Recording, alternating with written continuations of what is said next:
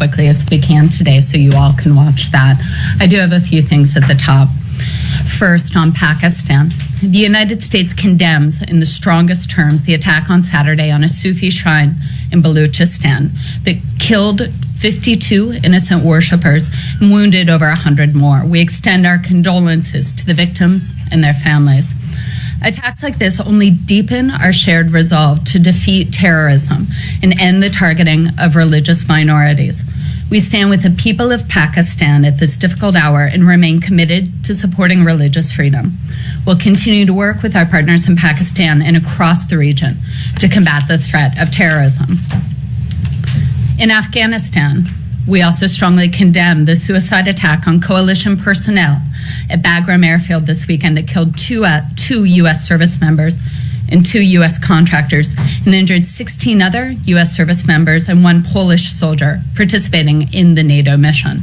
Our deepest sympathies go to the family and friends affected by this tragic loss. So we mourn their sacrifice. We reaffirm our commitment to protect the homeland and help our Afghan partners secure their country and their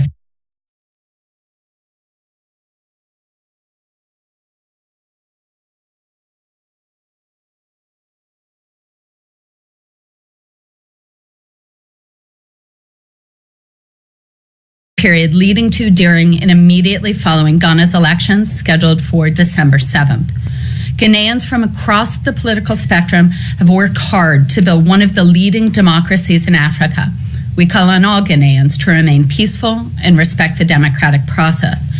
We specifically call on candidates, their parties, and their supporters to reaffirm their pledges to renounce violence and settle any disputes through the judicial process. And finally, I believe you all saw the readout of Secretary Kerry's meetings today in Oman, where he met in Muscat with His Majesty Sultan Qaboos bin Saeed Al Saeed in Muscat. Secretary Kerry and the Sultan reaffirmed the enduring partnership between the United States and the Sultanate of Oman. Secretary expressed the United States' deep appreciation for the helpful role that Oman has played in securing the recent release of U.S. citizens held in Yemen. He also discussed with the Sultan the conflict in Yemen, the urgent need to find a durable political settlement to ease the suffering of the Yemeni people. I think also, as you know, the Secretary met with his counterpart, Minister responsible for Foreign Affairs, Yusuf bin Alawi bin Abdullah, where they discussed a range of regional issues of mutual concern, including the conflict in Yemen. Secretary travels to Abu Dhabi tomorrow to meet with the Crown Prince, and we'll have more on that tomorrow. With that, Matt? Right. Thanks. Let's start with any transition news that you might have. Has there been any contact yet? Do you have any idea when the President-elect's team will be showing up? So we have no updates from this weekend. As we said on Friday, the department stands ready to help the transition team and support them as we move to Inauguration Day, but I have no updates. But does that mean that no, there hasn't been any contact? Correct. Okay. Does anyone have anything on that? Or? Well, just to clarify, so nobody from the President-elect's office nor from the State Department has reached out? Correct. So what would normally happen with the State Department? I think this is standard. You know, I think at this stage, we'll wait for the transition team. You know, certainly we're poised to help. We're poised to support with a range of administrative, logistical, briefing, information materials. You know, we would welcome that. And as soon as I do have an update, I'll make sure you guys get it. Just to understand that clearly, how is the Secretary's activities, how do you brief the President-elect on what he's doing, what is U.S. foreign policy from the State Department's perspective, not from the White House? Well, I think we would back it up and we would take a look at the range of foreign policy issues. We've spoken about this in previous transitions from the podium. You know, there's briefing books, there's oral materials coming in. You know, so it's something that the State Department is adaptable, looking at what the transition team would need, and we look forward to working with them. Elizabeth, on Syria, Secretary Kerry has called Minister Lavrov today. Do you have any readout for this phone call? So I don't have much of a readout. I can confirm that the Secretary did speak to Foreign Minister Lavrov this morning, spoke about the situation in Aleppo. They also re-emphasized the need for a political solution to the conflict in Syria. But beyond that, I have no details to offer. But it looks like the Syrian regime and the Russians are planning to invade eastern Aleppo soon. Did they discuss this? Has the Secretary asked the Russians to postpone this military operation? So I know they discussed the situation in Aleppo in terms of what the regime or their Russian backers are planning on doing. I'd refer you to them to speak to their plans. But the Secretary did re-emphasize again that there's no military solution to the conflict in Syria. And are you concerned about such an operation? Well, as we've said all along, we're deeply concerned about this situation in Aleppo. We're deeply concerned about the civilian toll that we're seeing there. You know, what we have said all along is that aid needs to go in, that there needs to be a period where we can get back to the political negotiations. The Secretary, in his conversation with Foreign Minister Lavrov, did emphasize the dire situation in Aleppo. Since the September 9th agreement collapsed, not too many days after it was actually announced, you guys have spoken about, and then the bilateral contact, or at least in terms of a ceasefire, was broken. You guys have talked about how the teams are still meeting in Geneva. Which they are, including today. So exactly what have they done over the course of the last month and a half since the bilateral U.S.-Russia thing broke down? You know, I'm not going to detail the conversations that we're having in Geneva. What I would say, and I confirmed this morning, is we continue to have conversations there in a multilateral setting, taking a look at the emphasis that we've placed on aid, that we've placed on reestablishing a cessation of hostilities and the political transition. I'm just wondering, can you point to any kind of success that these talks that you continue to have made? I mean, I can't point to success, but I can point to the fact that we continue to think that they're valuable enough that we remain at the table. But they produce nothing then. Right? At this stage, we continue to engage. I don't have a result to point to, Matt. Right. No. I know. And that's the issue here, because you guys have said, and actually everyone has said all the time, or everyone does say all the time, that there's no point in having talks for talk's sake. And frankly, if they've been meeting for a month and a half, and you can't point to a single thing that they've accomplished, I just wonder what is the point of continuing this? It seems just like it's a charade and an excuse for people to, get a lot of expensive room service meals in luxury hotels in Switzerland. I think where we are very focused on is the fact that we go back to our fundamental principles, where we've focused on in the conflict in Syria, is that there is no military solution. The only solution on this is going to be through a multilateral setting. We are having these talks because we think it's important to have these talks, and we wouldn't continue to engage in these talks if we didn't think it was valuable. Again, I'm not in a position where I can unpack the specific strands of our work, where we've seen progress, where we don't see progress. But what I will say is that we're there, we're at the table, we're in Geneva, we continue to push. But can you give one reason why you think that they're valuable? I think they're valuable because what's our other solution? Our other solution is a military solution, and the international community understands there is no military solution for the conflict in Syria. So what we do is we continue to engage every day, pushing for a political one. Well, that's a very odd way to ascribe value to something. Because if they don't produce anything, they're not productive. We continue to believe it's valuable. All right, are we done on Syria? Hold on a few on Syria, and then we'll move on. We'll go to Saeed, then Michelle. I just want to, according to the Russian Foreign Ministry's readout of the meeting, they're saying that Minister Lavrov raised the fact that you refuse to separate the terrorists from the other groups and so on, and that is basically causing the problems in eastern Aleppo. So I couldn't speak to the veracity of the Russian Foreign Ministry's readout on that. What I would say is what we've said all along is we do understand this is a problem. We've talked about the marbleization on that. We've talked about our efforts to pull those groups apart that continue. So what are you doing in terms of basically pulling them apart from one another, to use your words? This is something that we've spoken about for weeks and weeks, Saeed. We continue to have conversations with the groups on the ground. We've also said how difficult it will be when these groups are under constant bombardment, and this is a situation where it's very difficult for them to pull apart. When they're under threat, they're under attack. We believe it's important. Our view on Nusra and certainly Daesh have not changed.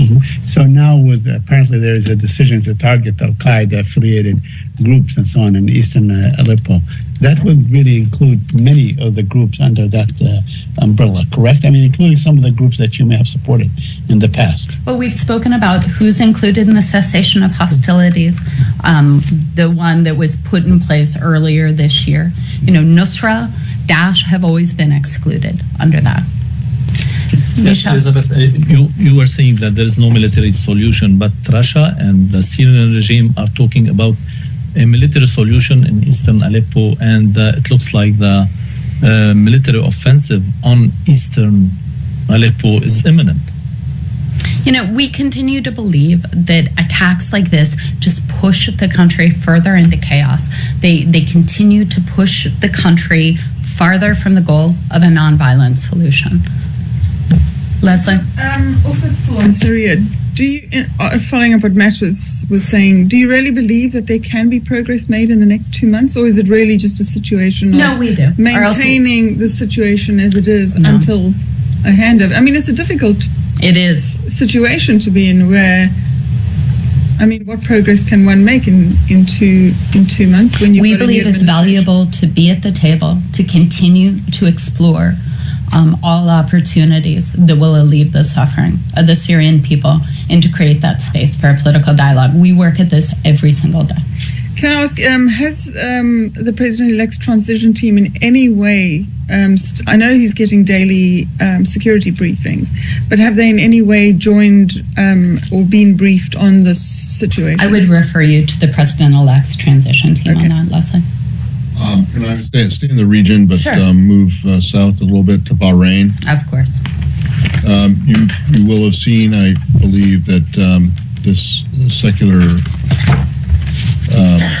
leader has been arrested after giving an interview, or for giving an interview about Prince Charles's visit to Bahrain, and I'm wondering if you have anything. I think you're talking about Ibrahim Sharif. Yes. We are aware of media reports, actually, that Ibrahim Sharif, the former leader of the opposition Wad Political Society, has been questioned and charged over comments he actually made in an AP article.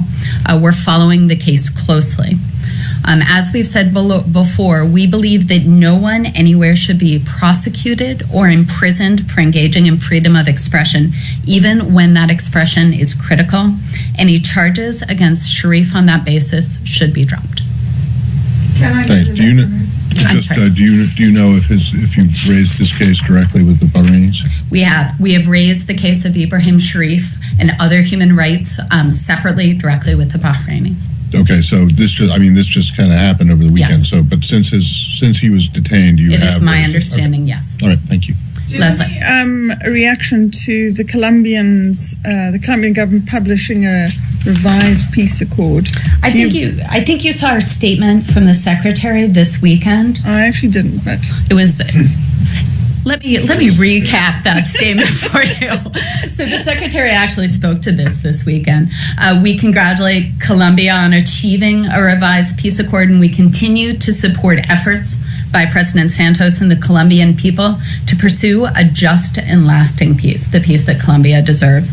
The United States has supported Colombia in conflict. We will continue to be a strong partner in peace. And then on Venezuela, you didn't put out a statement on that. We did not. So the discussions, the second round of peace talks on Venezuela. When Tom Shannon was here, he was pushing for the release of prisoners, and said that was the most significant thing that everybody's watching for as they moved into the talks. Obviously, didn't see anything of that happen. So, do you continue to do that? Do you think it's on the way? How did you think the second round went? So I characterize it this way: is, you know, we're pleased to hear that reports from the Venezuelan government and the political opposition that they've made some progress in their dialogue. We understand the dialogue continues. We hope it will continue to bear fruit in the coming days. As we've said before, and I believe the Undersecretary addressed this, is that Venezuela needs a good faith and productive effort to end its political impasse and to address the urgent challenges facing the Venezuelan people. You know, we continue to work with our partners in the region through the Organization of American States to support the dialogue. Nike, I'll get to you, Said. A quick follow-up on Colombia. Sure. What is the U.S. position on the referendum of the revised peace accord? Would the United States support it? How the revised accord is submitted for approval is really up to the Colombian government to decide. If I may, can I'm sorry. Of course. One quick question on South Sudan. Yep. A USAID funded radio station, iRadio, was shut down last Friday by the government. Do you have anything on that? What does that say about it? I do, and thank you for the question. We are aware that South Sudanese authorities recently shut down iRadio. We note this follows the closure of other media outlets. Such actions send the wrong message to the people of South Sudan, who are guaranteed the right of freedom of information and expression by their own laws and constitution. As we've said many times, a society that's free, vibrant, and successful depends on the unrestricted flow of information and ideas through a free and independent press. We understand iRadio and South Sudanese authorities are engaged in talks right now to restoring iRadio and allowing it to reopen. We're also raising it directly with our counterparts in Juba. Thank you. Great. Saeed. Can I go to the Palestinian and Israeli? Of course. Very quickly.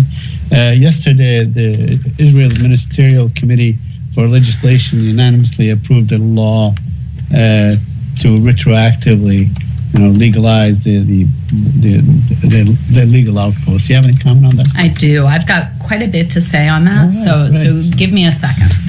We're deeply concerned about the advancement of legislation that would allow for the legalization of illegal Israeli outposts located on private Palestinian land. Israel's own Attorney General has reportedly expressed serious concerns about the constitutionality of the proposed legislation. If this law were enacted, it could pave the way for the legalization of dozens of illegal outposts deep in the West Bank.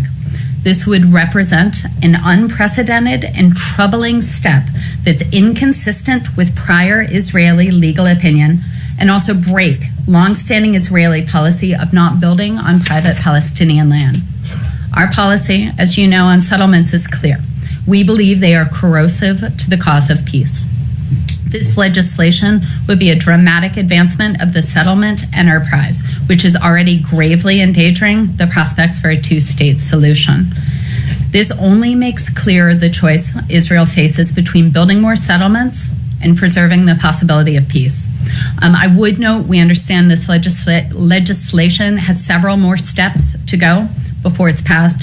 We hope it does not become law. Mm-hmm. Now, the logical follow-up now, if they go ahead and do this, will you, before this administration, before departing, will they do anything, or they are not likely to do anything? So that's a hypothetical. I'm not going to get in there. Obviously, we made very clear our position on this proposed legislation. Independent of the incoming administration, are you likely to do something tangible if they move ahead and implementing? Again, I'm not going to speak to this. We've made our position very clear on this. Let's see where that goes. Okay, I have a couple more. Of course. Would indulge me. Also, a couple of days ago, the Israelis, they made a Palestinian family of 12 or a number of families demolish their own homes in East Jerusalem. I wonder if you have any comment on that. We've spoken before to this practice of demolition. We believe that any actions like that raise tensions are counterproductive to peace. Can I just add? Of course. Your comment on the draft law. you referred to the settlement enterprise. The idea of settlements, new settlements, the retroactive legalization of existing illegal settlements, so settlements taken as a whole.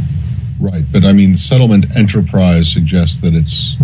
Should I say settlement issue? Well, That's probably better. I don't know what you. Yeah. I don't know what you mean by enterprise. I would say the issue of settlements. It's a good clarification. Can we go back and find out because I mean, if the administration believes that settlements are a quote unquote enterprise, that suggests that it's. I'll check. I think what we meant is the issue of settlements writ large. Okay, and then nearby, Siri. Just over the weekend, you may have seen some photographs that appeared on Twitter and other social media that appeared to show some U.S. tanks being in a Hezbollah parade in Homs. Do you know anything about that? So, I saw the social media reports, very grainy photographs. I have no information on it. I will note that we're working with our interagency counterparts to find out more information and get some clarity on it. Well, and I realize you will be able to dodge this by saying it's a hypothetical, but I love it when you set me up but like it should, that. but it shouldn't really be a hypothetical. I mean, if it turns out that these were tanks that were sold to the Lebanese armed forces and then ended up in Hezbollah's hands, wouldn't that violate some kind of well, Hezbollah is a foreign terrorist organization. Yeah, so wouldn't it violate some kind of... why don't I look for granularity, get some clarity on this? I don't want to speak. I'm not interested in I mean, I am interested, but I think this is a question that can be answered without you knowing definitively whether these Obviously, we would be gravely concerned if equipment ended up in the hands of Hezbollah. Equipment that you sold or gave to the Lebanese armed forces. To whomever. But, there was a precedent for this. It happened in the middle 70s. I mean, the Lebanese army basically broke up and everybody went to his own group, so to speak. Again, what we're looking at is sort of a Twitter feed with some grainy photos. As I said, we're trying to look for clarity on this. As I have more information, either we can discount it or we have more, I'll definitely come back. How urgently are you looking into this? Leslie? Okay, Matt? Nope, thank you. Thanks, guys.